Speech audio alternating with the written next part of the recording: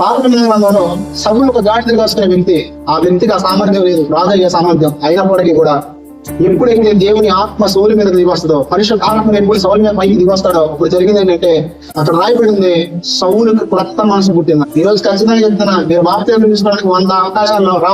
ఎప్పుడు మన జీవితాలు అనుభవించబడే తెలియదు. ఈ రాత్రి దేవుడు మీతో మాట్లాడుతున్నా మీరు జీవితాలు సరిచేసుకోండి. ఈ రాత్రి దేవుడు దర్శించుండగానే మీ హృదయానికి ఇవ్వండి. చూడండి, ఇక్కడ అన్నాడు నేను నిన్ను నడిపిస్తాను అంటాడు. ఎవరు నడిపిస్తాడంట? నీకు అర్థం కూడా వ్యక్తి.